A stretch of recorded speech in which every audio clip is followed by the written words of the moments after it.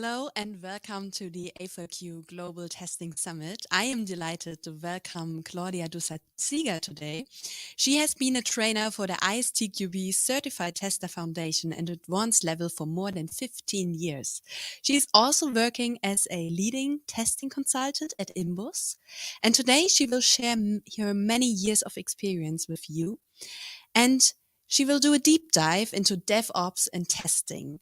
We are really looking forward to your presentation, Klaudia. And dear audience, feel free to ask questions. We are really happy to answer them. I would leave the stage to Klaudia and wish you a lot of fun. Thank you very much for the nice introduction. I'm happy to take you with me on a journey that I undertook about a year ago or 1.5 years ago, and that really is a deep dive or a dive into DevOps. I'm approaching it from the point of view from my history. I have been studying computer science quite some time ago. I think I was at the university, I was the last class of students that still punched their paper cards in order to do programming. So when I started Agile development, DevOps was definitely out of scope. Nobody talked about it. And what I would want to look at today is with DevOps, what is new and what is different? So what is the challenge here? And is there something really completely, entirely new, or is it still the old stuff, but just in new names? So DevOps, if you look at the term, DevOps is an artificial word made up of development and operation. And if I talk to customers and they come up with DevOps, what do they typically talk about? Well, they're talking about continuous integration. They're talking about continuous deployment. They're talking about the delivery pipeline. And then it almost immediately, I would say within 3 minutes, they talk about tools, and tools. Whether it is Jenkins, whether it is Confluence, whether it is Docker, whether it is Vagrant, whatever you want to take, they're talking about tools. And this is what I don't want to talk about. Tools, there are plenty of tools which you can use through the entire DevOps process. And this is not the topic of my presentation. Tools are very valuable. Tools are, especially for DevOps, really necessary. But from my point of view, they have to work. And these are not, this is not the highlight, or this is not the focus of this presentation. What I would like to talk about is what is the essence, what is the core of DevOps. And it's not only tools, it is so much more.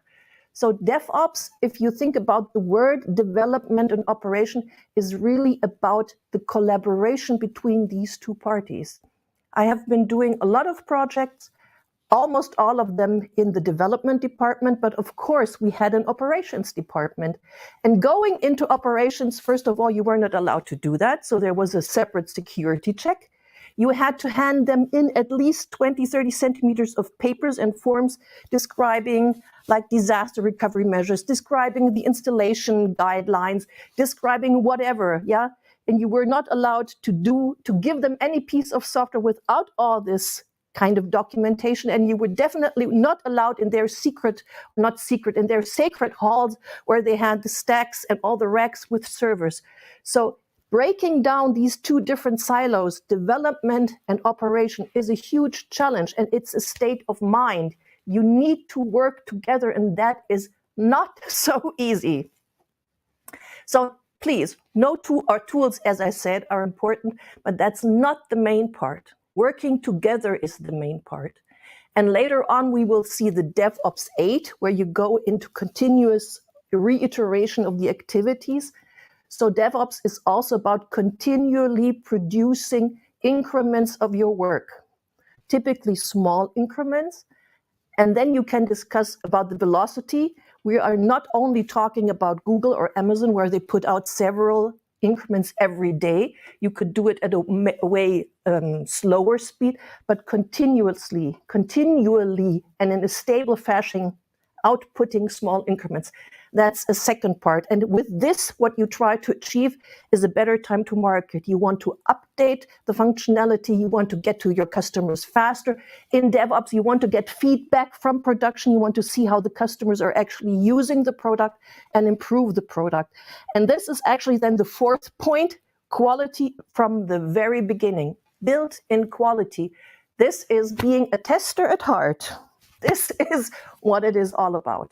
Yeah, we want to do not perfect. We want to have a product as good as possible. We want to do testing as early as possible. We want to build in quality from the very beginning, and not only from the beginning in the development, but we also want to learn from operations, from the monitoring of the production system, from the usage, what the users are doing, and improve the system. So quality, built in quality from the very beginning, and then continuous learning and improvement of the system through monitoring. This is what DevOps is all about.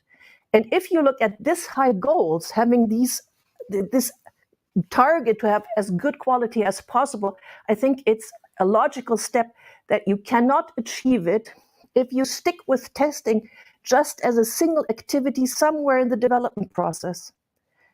It doesn't work. One testing step in the middle cannot save the entire thing. So testing has to spread through the entire development, has to spread through operations. And this is actually where we're coming into the direction of continuous testing, or some also call it holistic testing. So you do testing all over the place. And now taking you with me on my journey, this is where I started. So when I studied back at the university, we were talking about the V model. The V model was developed by Barry Boehm in 1979. And you had the left side of the V where you would do the constructive steps, where you would look at the requirements, where you would come up with a system and software architecture, where you would do the detailed design. And then on the right-hand side of the V, you would have the steps where you would actually do the test execution. Unfortunately, the figure kind of gives you the impression that the testing activities only start at the right. This is not correct. So you are doing test execution after the implementation has been done, but you are already looking as a tester at the requirements. So you are actually in the entire development process from the beginning. You are doing reviews. Perhaps you're also supporting with pair programming, or you're supporting with static analysis.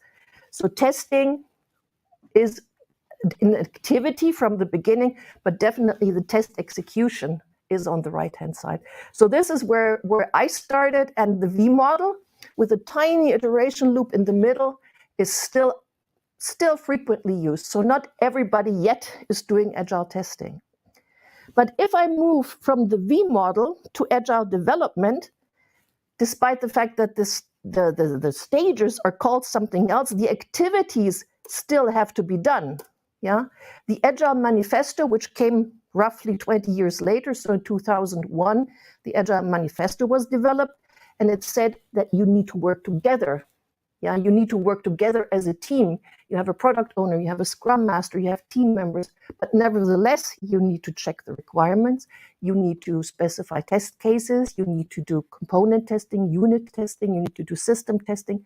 So you need to do that, and you need to do it in iterative fashion. And I think the figure is really nice.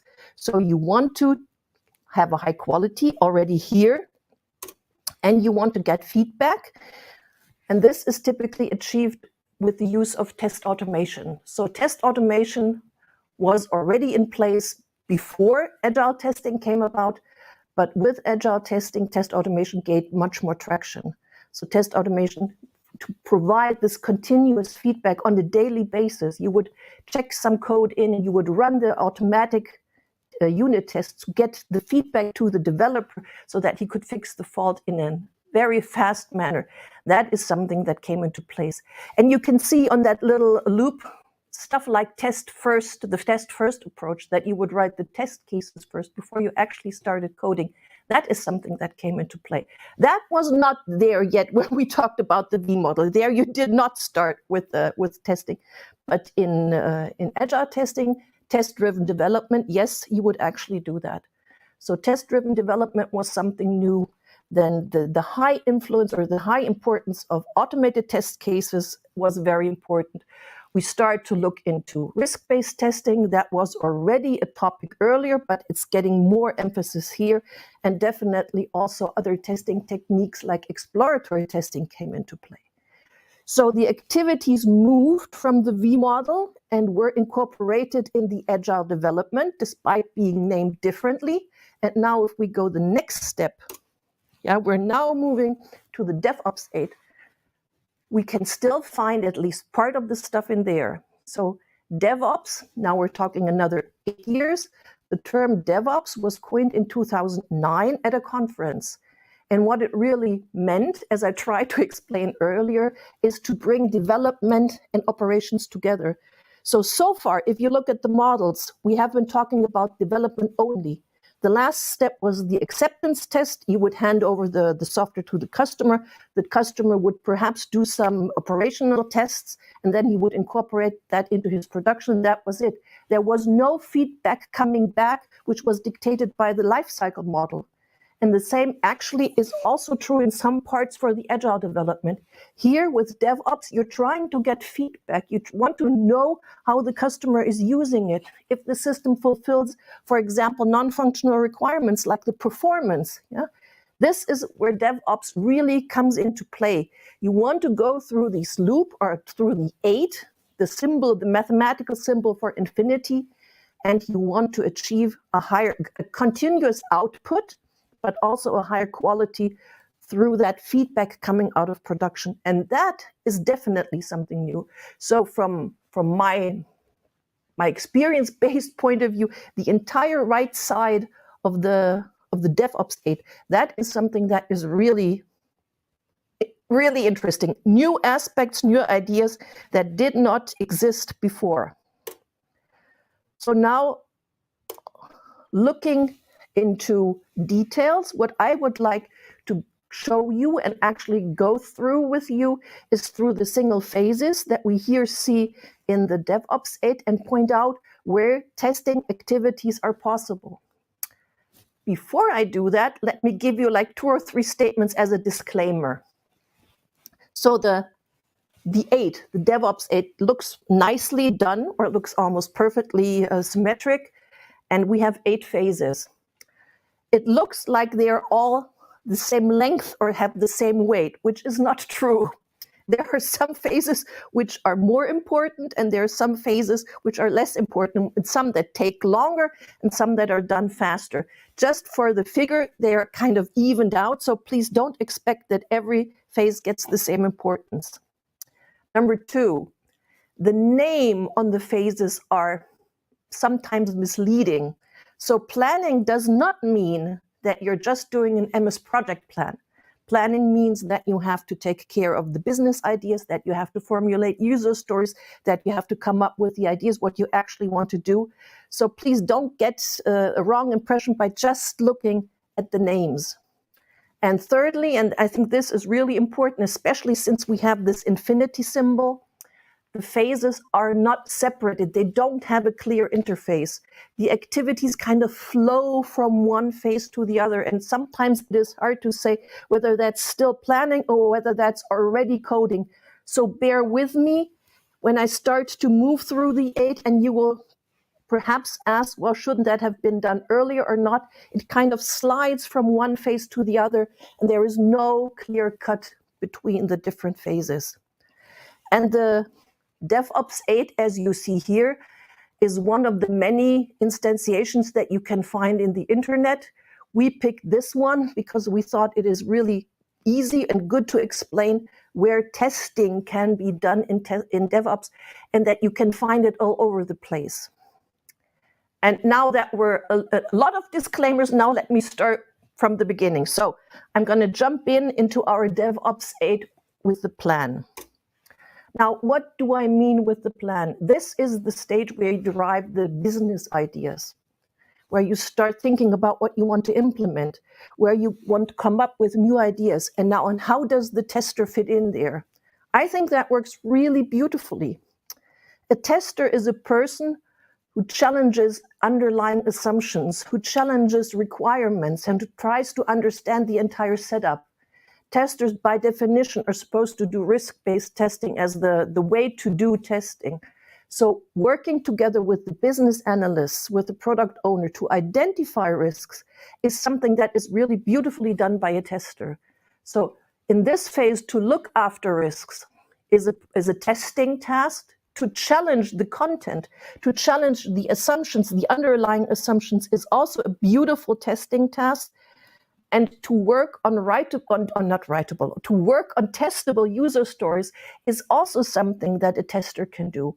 Perhaps not write them himself, but definitely be involved, definitely have a review on them so that you can test them later. So develop, support, write testable user stories.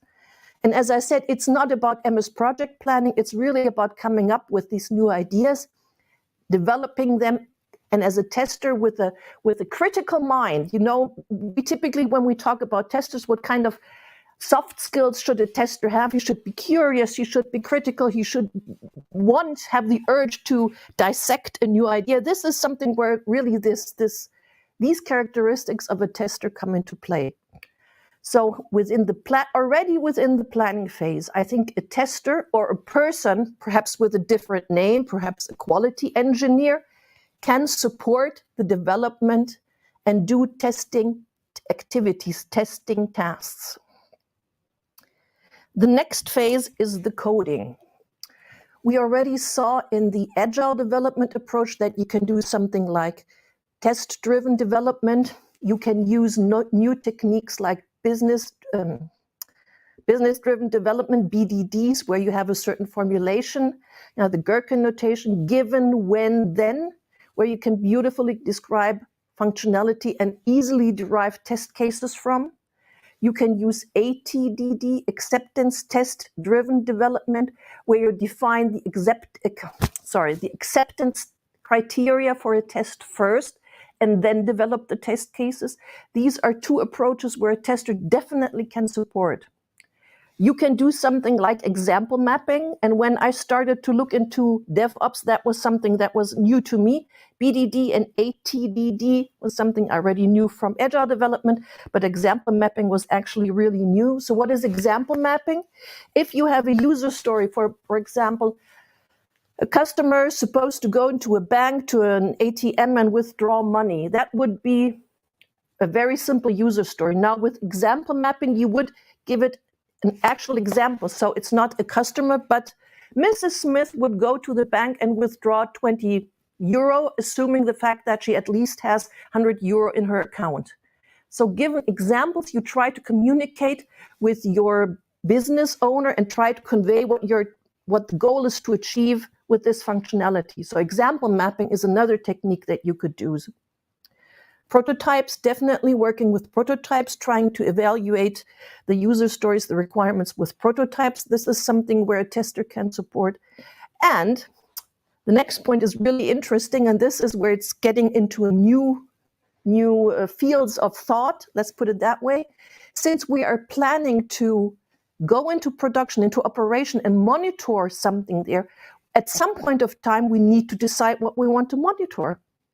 So what would be the metric, the numbers you want to get? What would be the most interesting for you? So you need to think about what you want to do later on the right loop of our 8, and you already need to determine that. And in the next step, you need to instrument the code in order to get these numbers.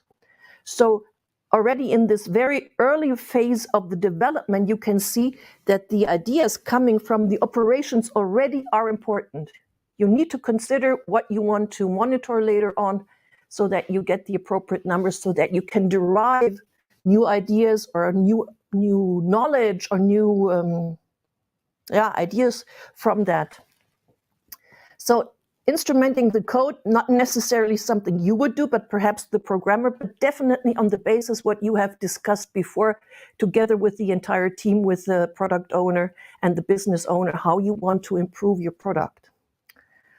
At this stage, automating test cases, we want to go through that DevOps 8 several times. We want to do it in an automated fashion. So when we go into the build phase, we want to have these automated test cases that they are run automatically once I check in a new version of the software code.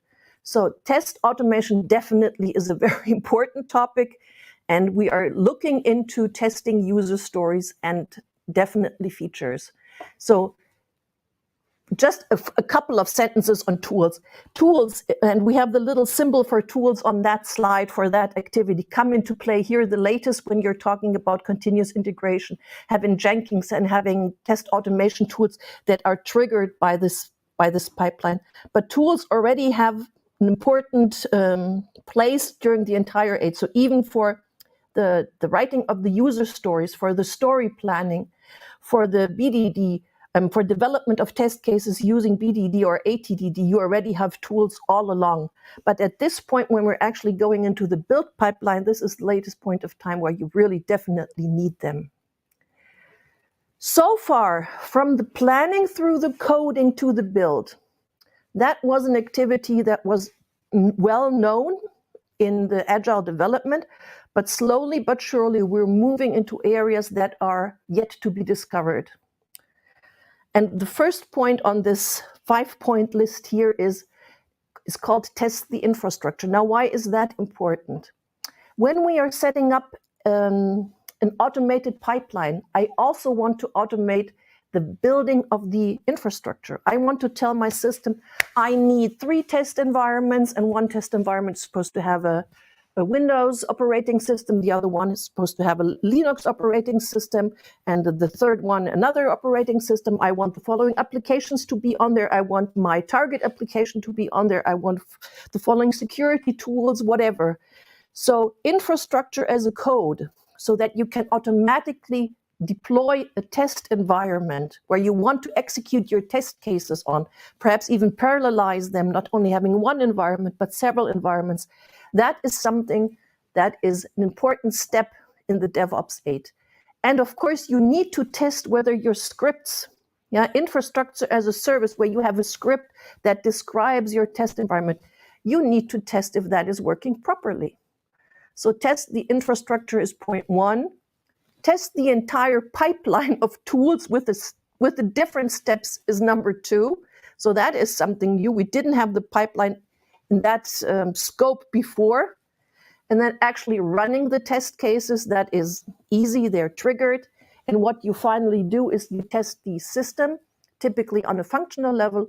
And then, of course, you also want to test non-functional quality characteristics. So you want to look into performance, you want to look into security, you may want to look into usability. So please remember that we're not only talking about functionality, but we're also talking about other quality characteristics that are important. So slowly but surely, things change. And it becomes even more obvious when we are moving into the release phase. Let me start with the environments, because I was talking on the topic of infrastructure as a code. What you can have in DevOps is that you set up several environments in parallel. If we're using scripts to set up the environment, that is easier to do as if in comparison to the fact when you would have to do it by hand. So using what is on the slide or the deck, a blue-green environment, what does that mean? Well, blue-green environment, that refers to the fact that you have 2 environments which are the same, a blue one, a green one. You could actually call it what you want. So environment A, environment B, and you would deploy your new version of the code on one environment. You would do the necessary checks, you would do the necessary tests. And if it works out, it's fine. And if it doesn't work, if you have a problem, if you have some bugs in there, if the system crashes, then you would switch back to the green environment.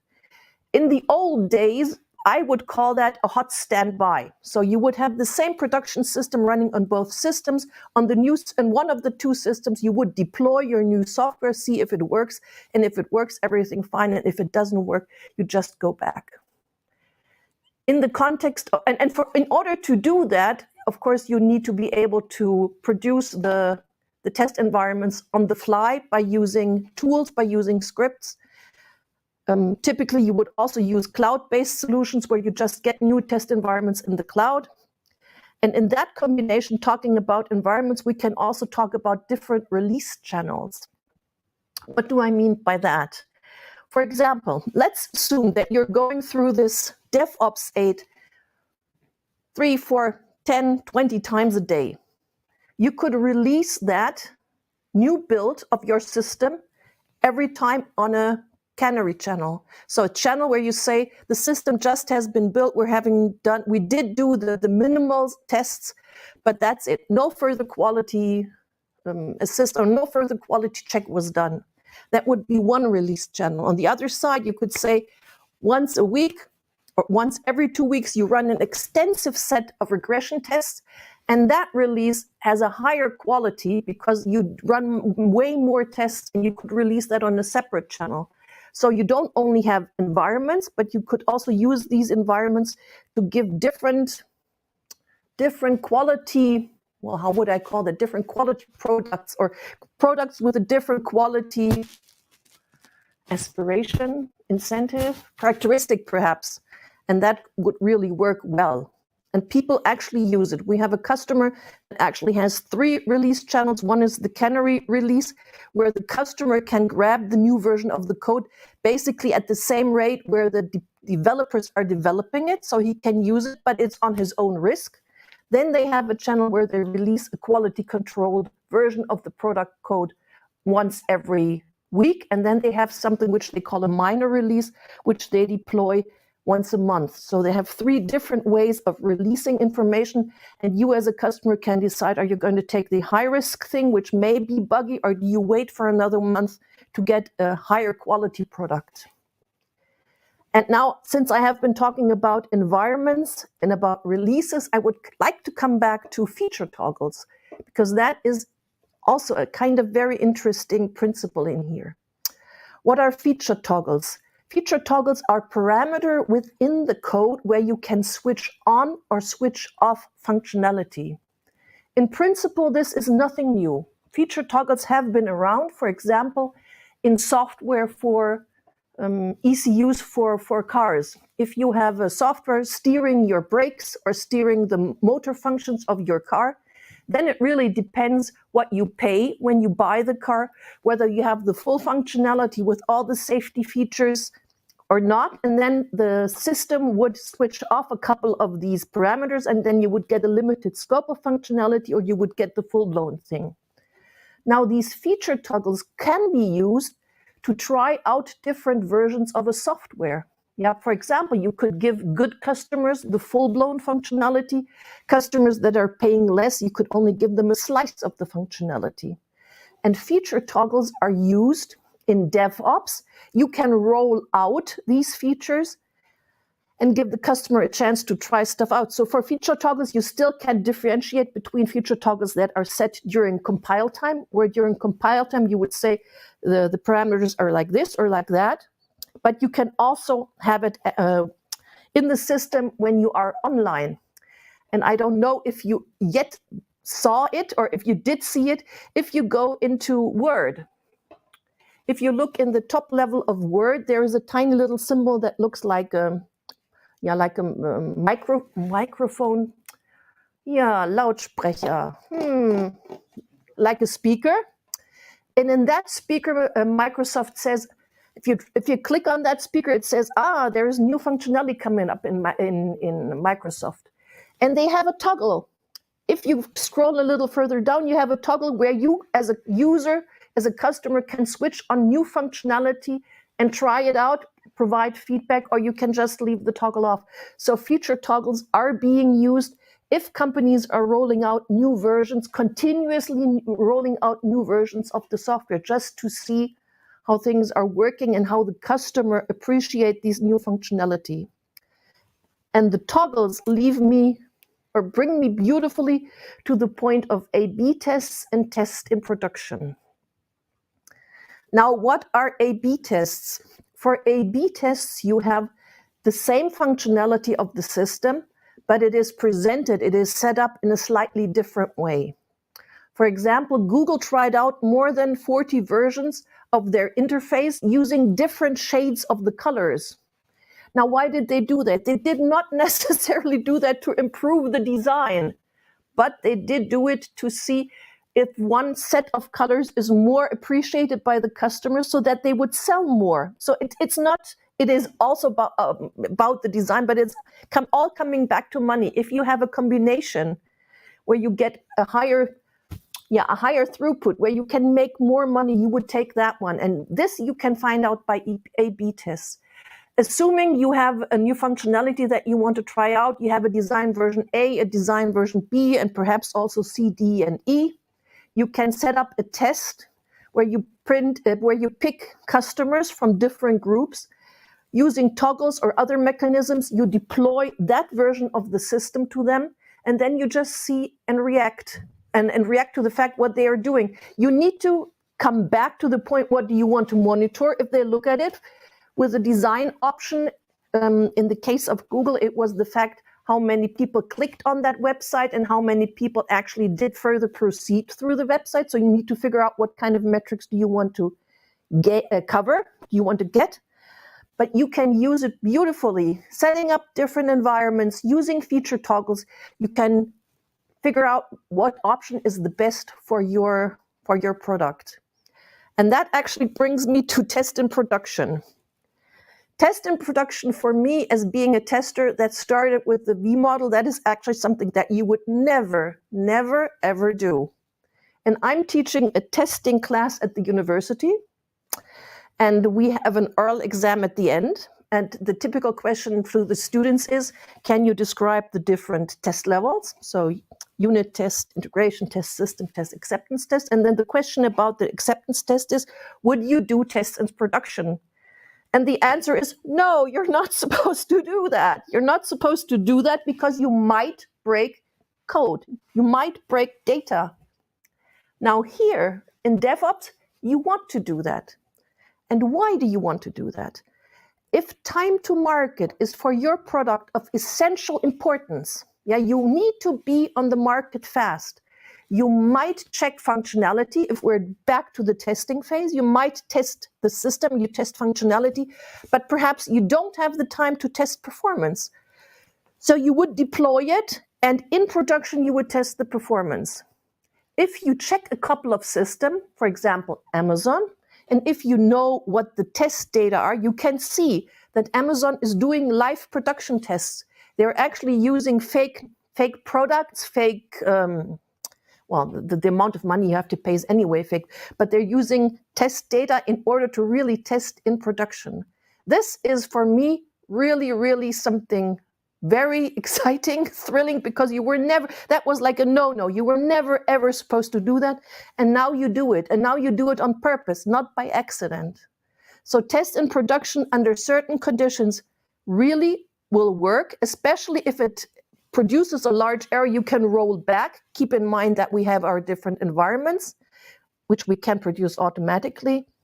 And you use that test in production in order to do tests later once you're on the market. So this is something completely and utterly new. That was, for me, one of the biggest highlights with DevOps. That was, wow, you really want to do that. Amazing. So once we are doing our A/B tests and tests in production, we want to gain feedback from all these tests. We want to gain feedback from the usage, from the users. So you need to monitor what the guys are doing. Again, going back to the V model or to the agile development, that was not necessarily in the focus, but now you want to do it. You did already spend quite a lot of time thinking about what you want to monitor, and then you're actually really doing it. You're checking, you're logging what the customers are doing. For example, let's suppose that you just rolled out a new functionality.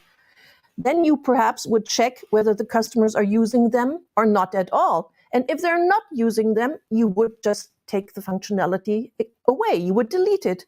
So if you can see that the improvement that you had in mind didn't work, just get rid of it. Why have it anymore?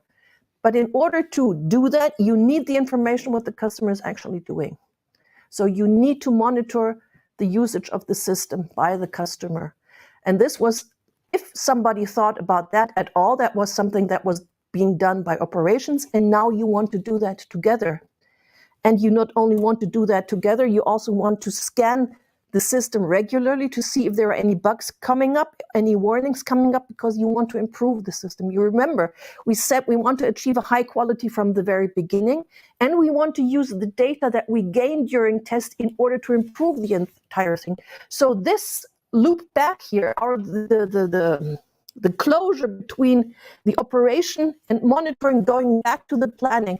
This is exactly the beauty of DevOps. In the planning, we're not only talking about business analysts and developer and tester, we're also talking about operations guys that need to be there in order to bring their information with them, stating the customers are not doing that. Looking at the system, we have warning in the following areas, the following functionality is not being used. So you need that feedback in order to improve the entire quality of the system. So if you look at the DevOps 8 in total, testing is not only in the middle where we have the phase that is called testing. This is the traditional core, and of course it's important, but that's not it. The point is that you actually need to look at the thing as a whole. So continuous testing all over the place, sometimes also called holistic testing, also a very nice name. So you need to do testing activities from the very beginning, assure the quality from the very beginning, through the development, through operations, getting feedback through monitoring and feeding that feedback into the next loop for the development. So continuous testing, I think, is a very, very challenging approach. That is something that we really need to learn, how to work together with the operations guys, but it has a high value. It really is beneficial. Now, to summarize everything, the techniques, the approaches that we did learn from the V model are still fine. You still can use reviews, you still can use equivalence class partitioning, you still can use boundary value analysis. This is not lost knowledge, and it's not ancient knowledge. You can really use it for the entire process. The same holds for the new techniques or approaches coming from Agile testing. Test-driven development, BDD testing, ATDD testing, you can do that. So this is all a very good basis to start your DevOps testing. But there is more. A/B testing, then testing in production, monitoring the stuff, that is something that is really new. So the scope of testing definitely expanded from development into operations. It's not only our little development world anymore, it's the entire chain, from the very first idea till it is actually run in production or in operations and where it's actually being used.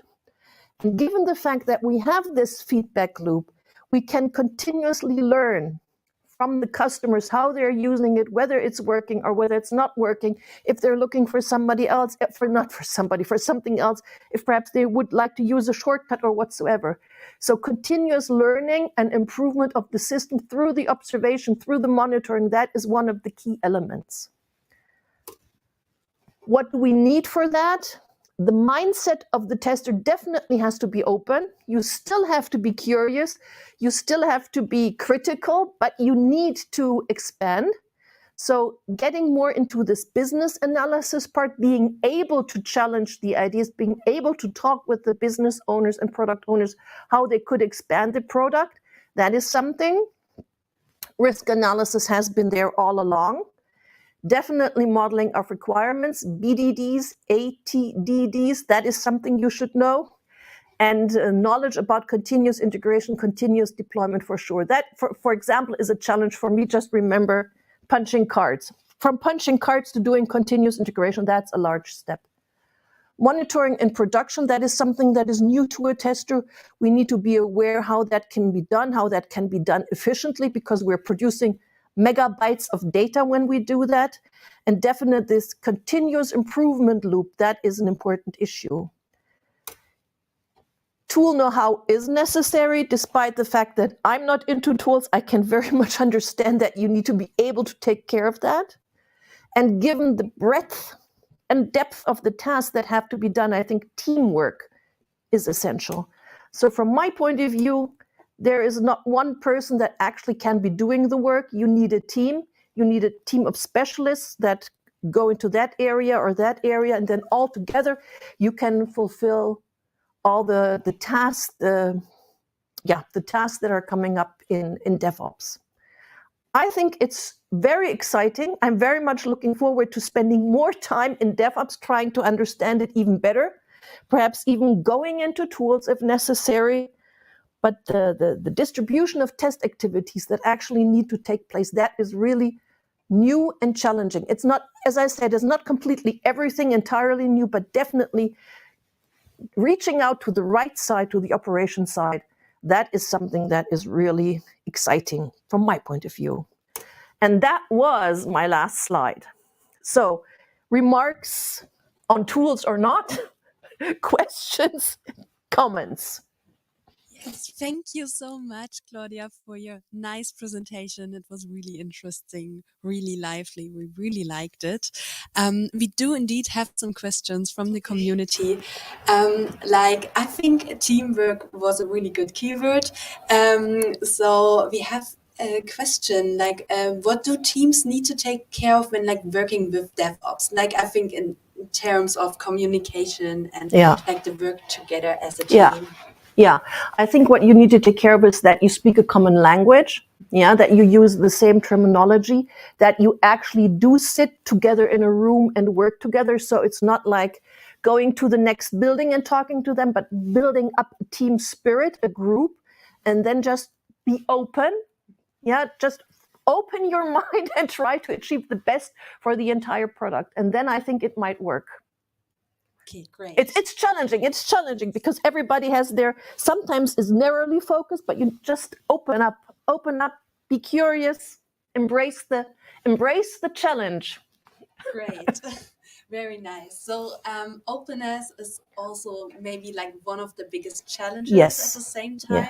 Are there other challenges that teams need to take care of when working with DevOps? Yeah, it is always good, given the fact that the entire DevOps 8 uses a lot of tools. It's always good to have the tool specialist on site so that you don't have to call IT or sysadmins to come in, but have somebody who can help you right away so that you have very little delay. If there is a question popping up, if something doesn't work, that they can look into it. So despite the fact that I think tools should just be working, having tool specialist in there is also an important task. And you also need people that know the techniques. So as I said, I think teamwork, having specialists for BDD, ATDD, having specialists for BDD for Cucumber, but especially with the pipeline, like Docker, like Jenkins, like Vagrant to set up the test infrastructure. This is new knowledge, new skills that you have to build up. Okay, great. That leads me to the next question. Like when teams want to start with DevOps, like from scratch, what do they need to look for? What do they need to do when they want to implement? Yeah, this is a very good question. And we had a lot of discussions on that. Within my group, the common understanding is that the planning stage is actually the most important, to figure out what you want to do and then go step by step in implementing it. So not starting with the tools, not starting with the pipeline, but actually with what do you try to achieve, what risks do you have, and then go step by step. But I would be very surprised if somebody starts from zero. Typically, you have either test automation tools in place, or you have some Jenkins, like some build server in place. So typically there is something and you just build on that. But please, I think for the next presentation, I'm going to make that planning thing. Oh, I touched my screen.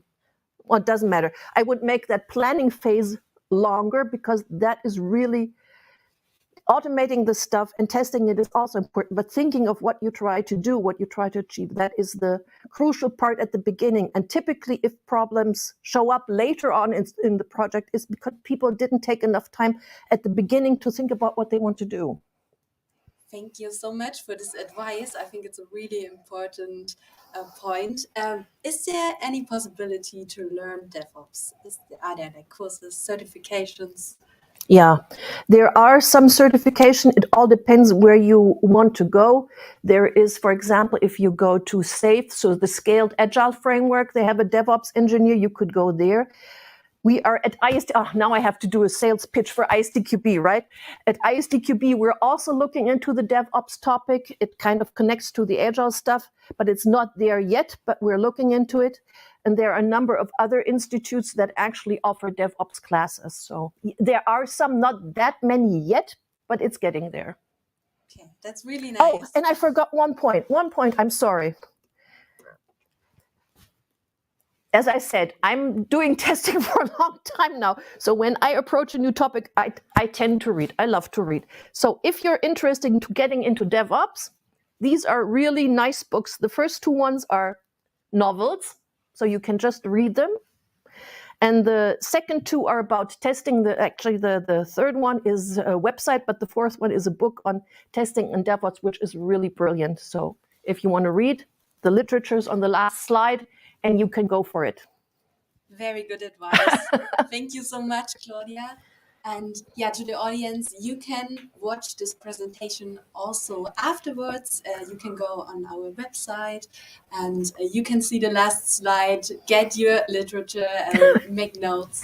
And yeah, I really thank you, Klaudia. My pleasure. My pleasure. Really nice presentation. And for you at home, like, have fun, have a really nice evening, and see you next time. Thanks for watching. Thanks for the comments and the questions. Thank you. Bye.